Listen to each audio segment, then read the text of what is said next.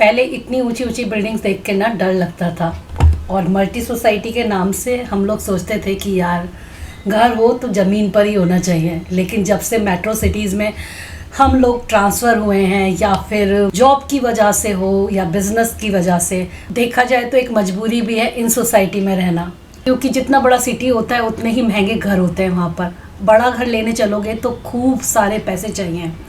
और multi society में मैं मानती हूँ अब फ्लैट महंगे हो चुके हैं, लेकिन फिर भी यार खींचतान करके इन घर को हम अफोर्ड कर सकते हैं। लेकिन ज़मीन से घर लेने की सोचना तो एक सपना लगता है। लेकिन इन सोसाइटी में रहने में कुछ बेनिफिट भी हैं। एक तो सबसे बड़ी बात कि आपको सिक्योरिटी मिलती है। दूसरा, अगर आपका ऊपर का घर है तो अच्छा हवा, पानी, धूप ये सब भी मिलता है। और साथ में जिम, स्विमिंग पूल और एक बड़ा सा पार्क जिसमें बच्चे शाम को खेल लेते हैं। तो इन चीज़ों के लिए तो मुझे काफ़ी पसंद है। तो आप लोग भी बताओ, अगर आप मेट्रो सिटीज़ में रहते हो तो आपको ज़मीन से घर पसंद है या फिर आप फ्लैट में रहना पसंद करते हो? अचानक से देखो क्या मौसम हो रहा है। आजकल हम वादियों में रह रहे हैं, इतना ठंडा, इतना अच्छा मौसम हो रहा है, मैं क्या बोलूँ। मन कर रहा है मस्त एक ड्राइव करके आऊँ। मतलब मुझे तो ड्राइविंग आती नहीं, मैं कैसे कर लूँगी। और जाके चाय पीऊँ। इतना बढ़िया मौसम हो रहा है, ठंडी ठंडी हवा और बारिश साथ में। ये वाला दरवाज़ा बहुत तेज़ बजता है। कुछ लोग पूछते हैं आप कौन से फ्लोर पे रहते हो। मतलब ऐसे तो नहीं बता सकती, लेकिन मैं टॉप फ्लोर पे नहीं रहती हूँ। लेकिन सबको ऐसा इल्यूज़न होता है जैसे मैं टॉप फ्लोर पे रहती हूँ। मैं रहती मिड में हूँ लगभग। लेकिन बहुत अच्छा व्यू आता है हमारे घर से। बिल्कुल सामने ना मेन रोड पड़ती है, तो बहुत अच्छा व्यू आता है। सारी दुकानें वगैरह आसपास सब कुछ है। मतलब हमारी जो लोकेलिटी है ना इतनी बढ़िया है इस मामले में कि मुझे ये घर छोड़ने का मन ही नहीं करता। कि कभी कभी प्रशांत बोलते चलो कहीं और घर देख लेते हैं। फिर मैं कहती हूँ यार यहाँ पे सर्दियों में इतनी अच्छी धूप आती है, गर्मियों में गर्मी नहीं लगती, और सारी दुकानें मतलब सारी चीज़ें इतनी पास है ना कि कहीं दूर जाने की ज़रूरत ही नहीं पड़ती।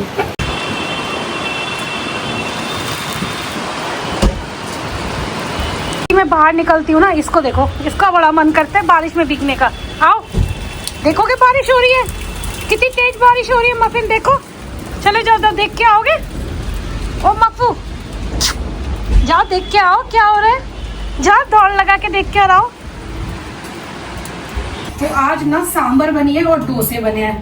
मतलब डोसे ना आधे सेक के रख लिए और फिर भरने और थोड़े से करारे करने बाकी बचे हैं। साथ में ये वाली चटनी, ये चटनी मिलने लगे ना जब से, तब से मैंने वो पीनट चटनी बनानी बंद कर दी। आलस आ गया मुझे भी। ये चटनी काफी टेस्टी है, बस इसमें तड़का लगाते हैं, बनी बनाई आती है। जब ये बन रहे थे ना उस टाइम मैंने प्रशांत को बोला था कि खा लो खाना खा लो। उन्होंने बोला अभी मैं नहीं खा सकता, बिल्कुल ना मैं बीच में हूँ, मेरा जो काम चल रहा है मैं उसे छोड़ के ये खाना वाना नहीं खा सकता। तो फिर तब तक ये डोसे बन चुके थे, तो मैंने आधे आधे सेके हैं, मतलब इस तरीके से हल्के कच्चे सेके हैं। अभी इनको ना बस हल्का सा करारा करूंगी, बीच में स्टफिंग भरूंगी। और इस लॉन्ग वीकेंड पे ना हमारा मन कर रहा था कि हम लोग ऋषिकेश होकर आए। और जब मैंने अभी कल में जो रील्स देखी ना, मैं दंग रह गई। इतनी भीड़ थी, काफी लोग गए हैं ऋषिकेश और पूरा लंबा लंबा जाम लग रहा था। गैस की भी जो इतनी बड़ी प्रॉब्लम चल रही है ना, उसकी वजह से भी काफी दिक्कतें हो रही हैं। लेकिन फिर भी बहुत लोग गए थे वीकेंड पे, मेरा भी मन था, फिर स्किप हो गया प्लान। प्रशांत खाना लगा दूं अब तो। ये है वो चटनी, बिल्कुल इस तरीके से बनकर आती है ये। अब इसमें मैं क्या करूंगी ना, कड़ी पत्ता, राई और जीरे का थोड़ा सा तड़का लगा लूंगी। चटनी में मैंने तड़का लगा लिया था। और ये जो डोसे है ना, मैंने आईडी के बैटर से बनाए थे, इससे काफ़ी अच्छे बनते हैं। मैं तो जब भी इडली खाने का मन होता है या फिर डोसा बनाने का मन होता है, यही मंगा लेती हूँ।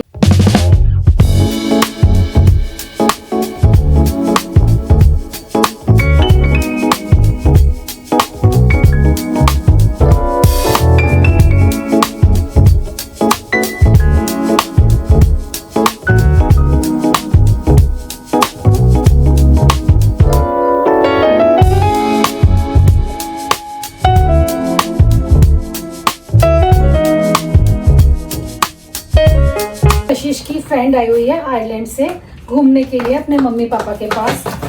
तो उसे हो गए 7-8 दिन, तो अब वो जाने वाली है। तो मैंने सोचा कशिश का कुछ सामान भिजवा देती हूँ जो कि ज़रूरी है। एक्चुअली उसके ना कॉन्टेक्ट लेंस ख़त्म हो रहे थे, तो उसने बोला कि मम्मी भिजवा दो, कम से कम 1 साल के भिजवा दो आप, तो मेरे पास पहुँच जाएंगे तो दिक्कत नहीं होगी उसको। ये तो उसने मांगा था, लेकिन कुछ चीज़ें मैंने अपनी तरफ से उसको भिजवा रही हूँ। कशिश को यूज़ कर लेगी, उसको पसंद आएगा। तो मैंने ना यहाँ पर उसके लिए O3 के शीट मास्क, जिसमें एक है विटामिन सी वाला, और ये वाले मास्क बहुत बढ़िया है, इंस्टेंट ग्लो आता है चेहरे पर। मैंने पहले भी आपको बताया, बहुत ही अच्छे हैं ये। दूसरा है यहाँ पर ब्राइटनिंग फेस शीट मास्क। मैं ना इसको टैग कर दूंगी, आप स्क्रीन पर चेक कर लेना, नहीं तो डिस्क्रिप्शन बॉक्स में मैं जब प्रोडक्ट टैग करूंगी तो वहां दिख जाएंगे आपको। ये है तीसरा रेडिएंट।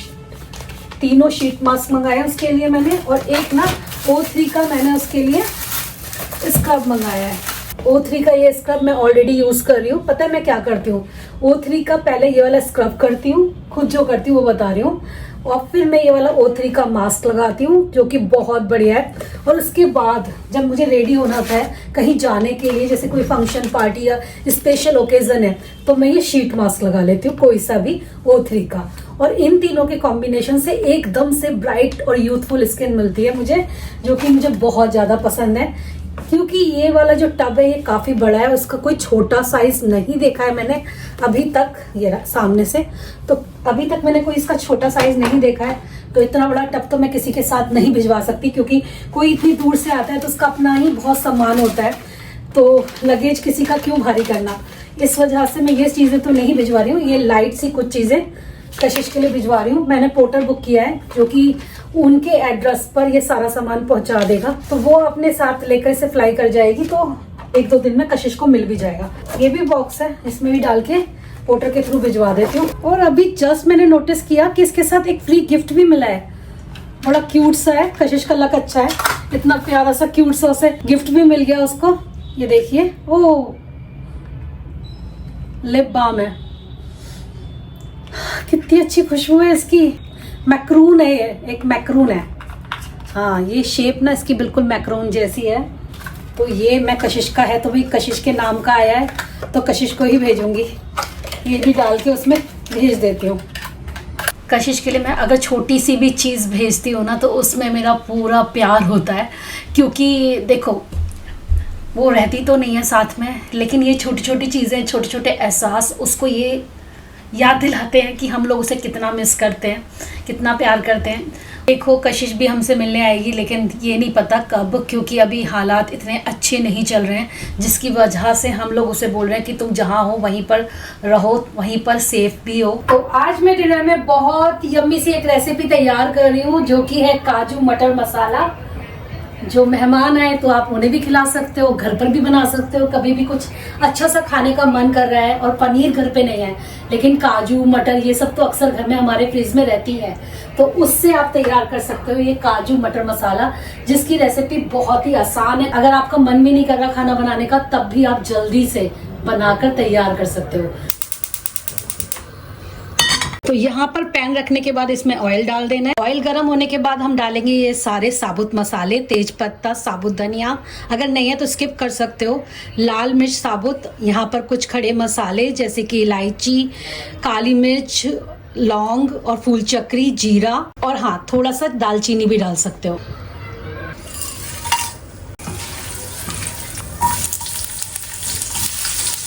यहाँ पर गई है 2 बारीक कटी हुई प्याज, 7 से 8 लहसुन की कलियां, आधा इंच अदरक का टुकड़ा, और साथ में काजू 1 मुट्ठी के करीब। क्योंकि अभी हमें ग्रेवी में इस्तेमाल करने हैं, तो ज़रूरी नहीं है कि आप साबुत काजू ही इस्तेमाल करो, क्योंकि वो काफ़ी महंगे पड़ते हैं। आप इनका टूटा काजू ग्रेवी में इस्तेमाल कर सकते हो, और जब हम सब्जी में डालेंगे वो आप होल काजू डाल सकते हो।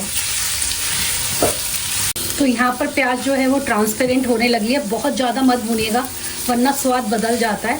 हल्का सा ट्रांसपेरेंट होने लगी है। अब हम इसमें टमाटर भी डाल देंगे। यहाँ पर 2 बड़े टमाटर डाल दिए हैं मैंने।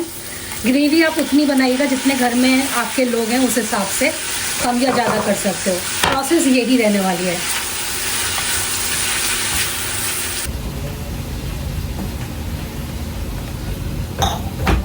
तो यहाँ पर तो ग्रेवी के लिए प्याज, टमाटर वगैरह, काजू ये सब भून रहे हैं, और यहाँ पर मैं तैयार करने वाली हूँ अपने लिए ग्रीन टी। शाम के वक्त ग्रीन टी पीना अच्छा लगता है, और इस बार ना मैंने थोड़ा सा चेंज करके मंगाई है। ये है तुलसी ग्रीन टी, इसमें लेमन और जिंजर है।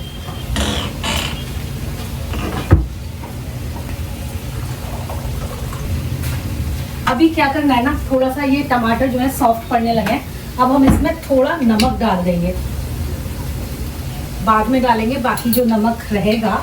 और गाइस, अगर आपको मेरी डेली व्लॉग्स पसंद आते हैं, मेरी रेसिपीज़ पसंद आती हैं, आप चाहते हो कि मैं और भी रेसिपीज़ वगैरह आपके साथ शेयर करूं, डेली व्लॉग्स बनाऊं, डेली व्लॉग्स शेयर करूं, तो प्लीज़ चैनल को सब्सक्राइब करिए और वीडियो को लाइक ज़रूर करना। अगर आप चाहते हैं मैं और भी अच्छी अच्छी रेसिपीज़ आपके साथ जैसे पहले शेयर करती थी आगे भी करूं, क्योंकि मुझे थोड़ी सी मोटिवेशन की ज़रूरत है इस टाइम पर।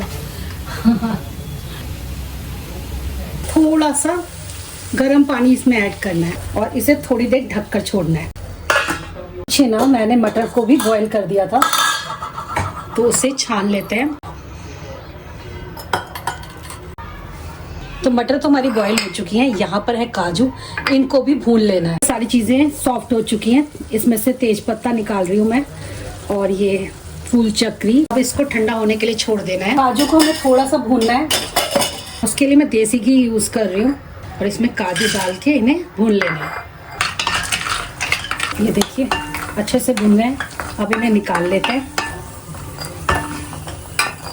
तो ये मटर भी भून सकते हो, थोड़ी सी बॉयल तो ये है ही, भून के इसमें थोड़ा फ्लेवर ऐड हो जाएगा। तो ये ग्रेवी में डलने के लिए तैयार है।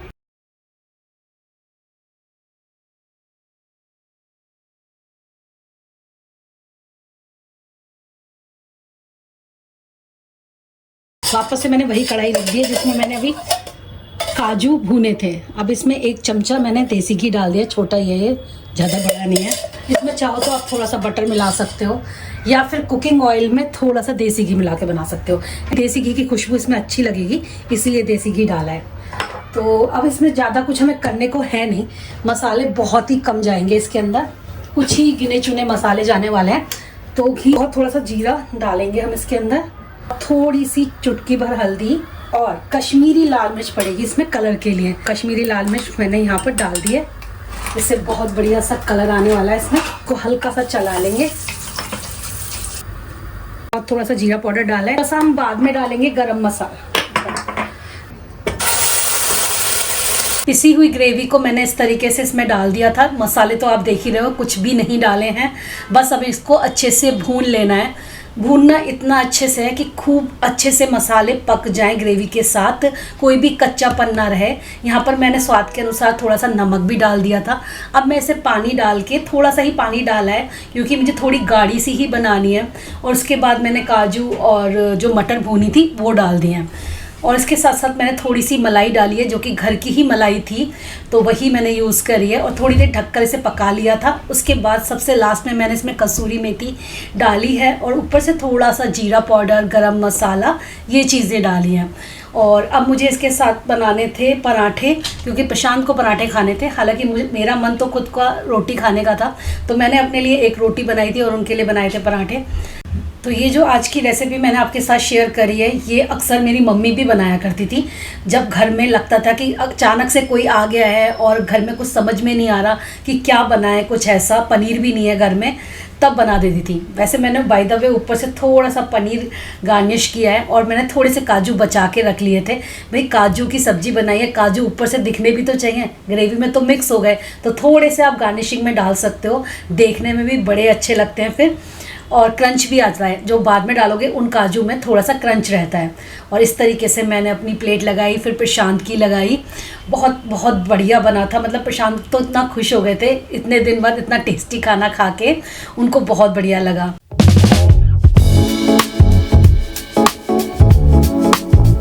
मफिन वॉक पर निकला है रात में, प्रशांत और मैं वॉक कर रहे हैं क्योंकि हमारे घर के सामने ना काफ़ी अच्छी जगह है और मफिन भी निकल के बाहर आ गया वॉक करने के लिए। चलो दौड़ो दौड़ो दौड़ो दौड़ो दौड़ो दौड़ो।